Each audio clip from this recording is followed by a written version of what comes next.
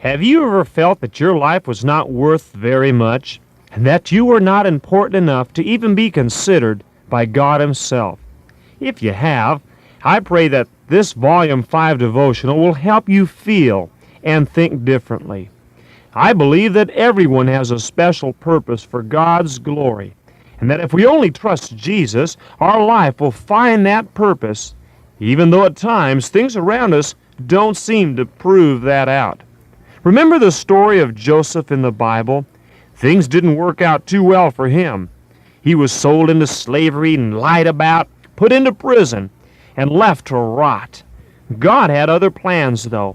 Being in prison fit exactly into what God had in mind for Joseph. Speaking about purposes, our third president, Thomas Jefferson, was a visionary, an idealist, an inventor, and a student of the Bible. He had one great desire, and that was to explore and discover new and exciting things. All these qualities made him a good president, and even though some would not agree, I believe God allowed him to eventually become the third president and be the man responsible for giving our nation an additional 830,000 square miles. For quite some time, Thomas Jefferson and other leading men felt that the dream of Christopher Columbus's vision of a passageway to India was still somewhere needing to be discovered. The only place left was west, but nobody had gone too far west to discover a water route passage to the Pacific Ocean, which eventually they thought would lead to India. Daniel Boone, he'd gone as far as the Mississippi, but no accurate reports came in from beyond the Mississippi. So there we stood. God's great timing, President Jefferson set his vision and sights on the west and what lay beyond the Mississippi. One problem, though. France owned most of the land and controlled the Mississippi River. The French and their King Napoleon Bonaparte weren't too crazy about having Americans explore their 830,000 square miles of land.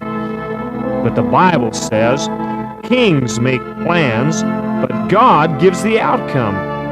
God allowed Napoleon to lose several wars, and needing more money, he considered selling the state of Louisiana and the Mississippi River for $15 million. But at the last minute, he changed his mind and sold the whole kit and caboodle, 830,000 square miles of French-controlled land, for the same price he was going to sell Louisiana and the Mississippi River.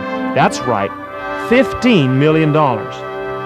You might be saying to yourself, wow, that seems like so much money. But believe me, it was nothing short of a miracle. You see, God blessed America with the greatest real estate deal of a lifetime. We bought, fair and square, without a shot being fired, all the property that lay from Louisiana on the south to Minnesota on the north, from the Mississippi River on the east to Montana on the west, clear down to Oklahoma on the south, all for 3.5 cents an acre. Why, today, 1 acre in most large cities would cost over $1 million. You can see what a real blessing this was.